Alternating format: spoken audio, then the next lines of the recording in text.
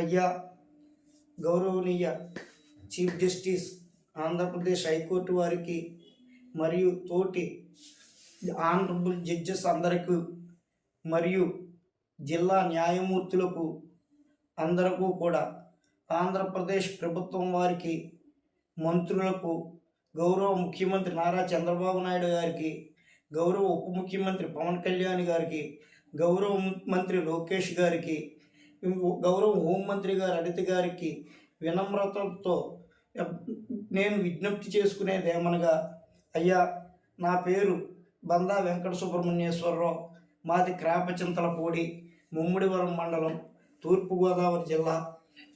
ఇప్పుడు doctor BR Ambedkar Konaseema జిల్లా. నేను గత 1994 సంవత్సరం నుండి కూడా లీడర్గా ప్రాక్టీస్ చేస్తూ రాష్ట్ర వ్యాప్తంగా అన్ని కోర్టులకు తిరుగుతూ మహారాజశ్రీ గౌరవనీయ ఆంధ్రప్రదేశ్ హైకోర్టు వారి ఎదురు కూడా వాద్యములు దాఖలు చేస్తూ నా ప్రాక్టీస్ నేను చేసుకుంటున్నాను. ఇట్లుండగా కొంతకాలముగా ఒక 6,000 ఎకరములకు సంబంధించి ఒక వివాదంలో 3,000 కుటుంబాలకు 2 ఎకరముల చొప్పున పట్టాలు ఇచ్చి ఆ పట్టాలు ఫేకు, అవి పనికిరావు అని గవర్నమెంట్ వారే వీళ్ళను మాయమాటలు చెప్పి పేద ప్రజల కడుపులు కొడుతుంటే వాళ్ళ తరపున నేను అన్న కారణంపై నా మీద కొంతమంది రాజకీయ నాయకులు పగబట్టి అప్పటి నుంచి నన్ను వెంటాడుతూ వేధిస్తూ నానా విధంగా చేస్తూ చాలా అల్లరి చేయుచున్నారు. ఆ పిఎల్సి పెండింగ్లో ఉండగా ఒక రోజుని ఈ 3,000 మందిలోనూ ఒక 25 మంది గూండాలు కలిసిపోయి వచ్చి ఆ 25 మంది గూండాలు పిఎల్సి అయిపోయిన వెంటనే కోర్టు మెట్ల కింద నన్ను హత్య చేయడానికి ప్రయత్నం చేస్తే, అలాగే సంఘాని బంగారు బాబు అనే అతను ఇందులో వీళ్ళ తరపున పోరాడుతున్నాడు, అతన్ని కూడా హత్య చేయిస్తే వదిలిపోతుందని చెప్పి 25 మంది చుట్టుముట్టగా మేము వెంటనే పైకి వెళ్ళి గౌరవనీయ లీగల్ సెల్ చైర్మన్ గారైనటువంటి మేజిస్ట్రేట్ గారికి చెప్పినప్పటికీ కూడా వారు నా ప్రాక్టీస్ అలవాటు ఏంటంటే ముందుగా ఫీజులు మాట్లాడుకోవడం అవి ఉండదు. రికార్డ్ అంతా క్షుణ్ణంగా పరిశీలించి న్యాయం ఉండి నేను చెయ్యగలనుకున్న కేసులు మాత్రమే తీసుకుని కేసులు అయిన తర్వాత అప్పుడు మాత్రమే నేను ఫీజులు తీసుకుంటాను. ఆ లోపు కట్టి నా ఫీజులు ఎగ్గొట్టిన క్లయింట్లు కూడా చాలామంది ఉన్నారు. ఇలా ఉండగా అయినాపురం గ్రామంకి చెందినటువంటి బొర్రా వెంకట కృష్ణారావు, బొర్రా సత్య, నాగ సోమేశ్వరరావు అని వాళ్ళ కేసులు 4 కేసులు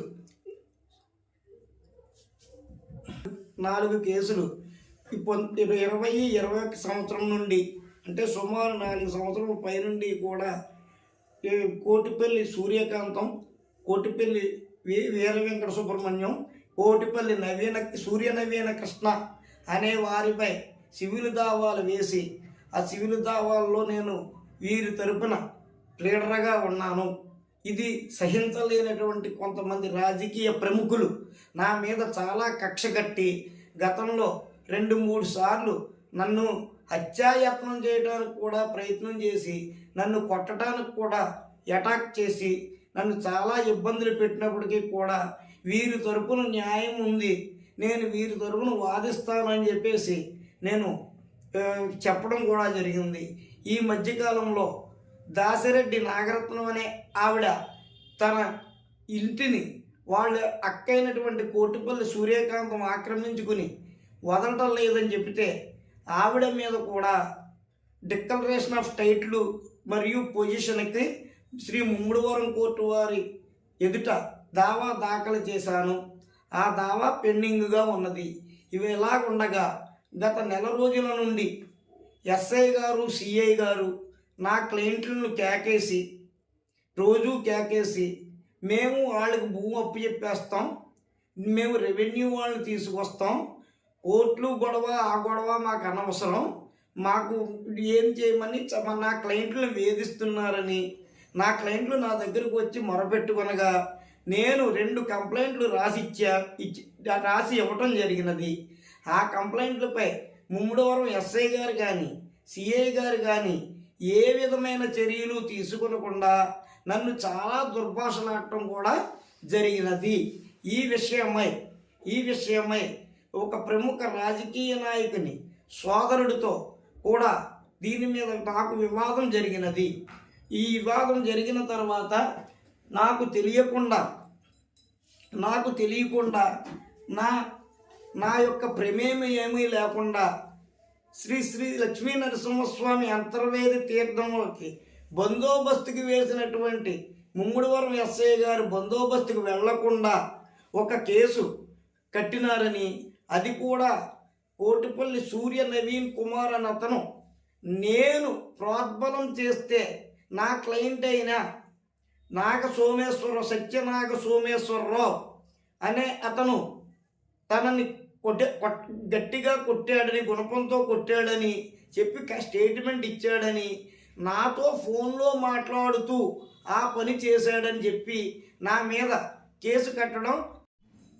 అయ్యా గౌరవనీయ చీఫ్ జస్టిస్ ఆంధ్రప్రదేశ్ హైకోర్టు వారికి మరియు తోటి ఆనరబుల్ జడ్జెస్ అందరికీ మరియు జిల్లా న్యాయమూర్తులకు అందరికీ కూడా, ఆంధ్రప్రదేశ్ ప్రభుత్వం వారికి, మంత్రులకు, గౌరవ ముఖ్యమంత్రి నారా చంద్రబాబు నాయుడు గారికి, గౌరవ ఉప ముఖ్యమంత్రి పవన్ కళ్యాణ్ గారికి, గౌరవ మంత్రి లోకేష్ గారికి, గౌరవ హోంమంత్రి గారు అనిత గారికి వినమ్రతతో నేను విజ్ఞప్తి చేసుకునేది ఏమనగా, అయ్యా నా పేరు బందా వెంకట సుబ్రహ్మణ్యేశ్వరరావు, మాది క్రాపచింతలపూడి, ముమ్మడివరం మండలం, తూర్పుగోదావరి జిల్లా. ఇప్పుడు డాక్టర్ బిఆర్ అంబేద్కర్ కోనసీమ జిల్లా. నేను గత 1994 సంవత్సరం నుండి కూడా లీడర్గా ప్రాక్టీస్ చేస్తూ రాష్ట్ర వ్యాప్తంగా అన్ని కోర్టులకు తిరుగుతూ మహారాజశ్రీ గౌరవనీయ ఆంధ్రప్రదేశ్ హైకోర్టు వారి ఎదురు కూడా వాద్యములు దాఖలు చేస్తూ నా ప్రాక్టీస్ నేను చేసుకుంటున్నాను. ఇట్లుండగా కొంతకాలముగా ఆ పని చేశాడని చెప్పి నా మీద కేసు కట్టడం జరిగినట్లుగా నాకు తెలిసినది. ఆయన బందోబస్తుకి వెళ్లకుండా అదే రోజున కేసు కట్టి ఇలాగ ఒక వర్గంతో తరపున పోరాడే అడ్వకేట్ మీద కూడా కేసులు కడితే ఈ వ్యవస్థ ఎంతవరకు వెళ్తుందో ఏంటో అర్థం కాకుండా పోతున్నది. ఈ విషయమై ఇప్పటి వరకు నన్ను సంజాయిషీ కానీ, నన్ను పిలిపించడం కానీ, నాకు ఏ విధమైన 41A నోటీసులు ఇవ్వటం కానీ ఏ విధముగాను చేయకుండా, నా వివరణ కూడా తీసుకోకుండా స్టేట్మెంట్ని బట్టి అప్పటికప్పుడు FIR attempt to murder case కట్టి అందులో నన్ను 3వ ముద్దాయిగా అన్యాయంగా ఇరికించడం జరిగినది.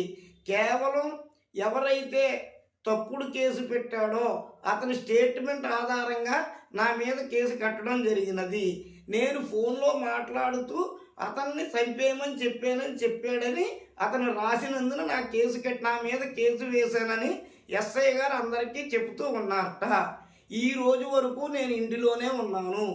ఆ రోజు నుండి ఈ రోజు వరకు కూడా నా వివరణ అది ఏమీ తీసుకోకుండా, నాకు నోటీసులు ఏమి ఇవ్వకుండా, నా సంజాయిషీ కూడా తీసుకోకుండా, నన్ను విచారించకుండా, నన్ను అక్రమ కేసులో ఇరికించి రెవెన్యూ వాళ్ళని కూడా కాదని భూమిని ప్రత్యర్థులకు అప్పగించేటటువంటి యోచనలో ఎస్ఐ గారు సిఐ గారు చాలా ప్రయత్నములు చేయించు నన్ను ఈ కేసులో ఇరికించిన ఎడల నేను లోపలికి వెళ్ళిపోతే వాళ్ళకి ప్రత్యర్థులకు భూమి అప్పు చెప్పడం చాలా ఈజీగా ఉంటుందని ఎస్ఐ డి జ్వాలాసాగర్ గారు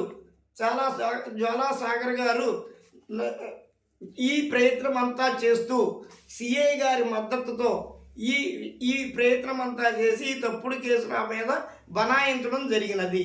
ఒక సీనియర్ అడ్వకేట్ అయ్యి 30 సంవత్సరముల అనుభవం కలిగినటువంటి నాలాంటి వాడి మీదే ఇలాంటి తప్పుడు కేసులు బనాయించి ఇలాగ క్లయింట్ల తరపున వాదనలు చేయకుండా నిరోధించి తప్పుడు కేసులతో ఒకళ్ళ భూములు ఒకళ్ళకి అప్పుచెప్పేసి భూ కబ్జాలకు పాల్పడుతూ ఈ పోలీసు వారు చేసేటటువంటి విధానం ఏమైతే ఉందో ఈ బాధ ఈ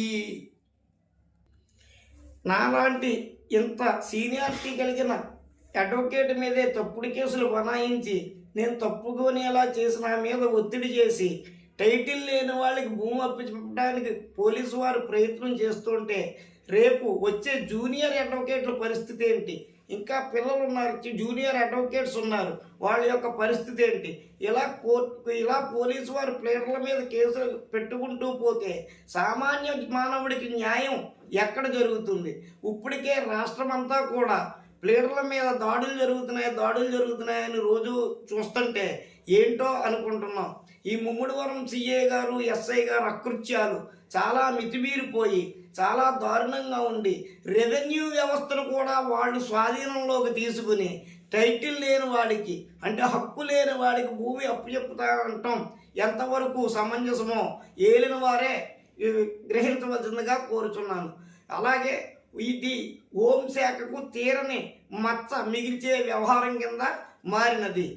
కాబట్టి ఈ విషయములన్నీ కూడా గ్రహించి గౌరవనీయులైన ముఖ్యమంత్రి వర్యులు, గౌరవనీయులైన పవన్ కళ్యాణ్ గారు, గౌరవనీయులైన లోకేష్ గారు, గౌరవనీయులైన హోంమంత్రి గారు ఈ విషయాలను కూలంకషంగా పరిశీలించి సిఐడి ఎంక్వైరీ వేయించి నిజానిజాలు నిర్ధారణ చేయించి వారిపై తగు చర్య తీసుకోకపోతే నా ప్రాణములకు కూడా ముప్పు వాటిల్లగలదని సవినయంగా మనవి చేసుకుంటూ మీ అందరికీ తెలియజేసుకుంటున్నాను. జై హింద్.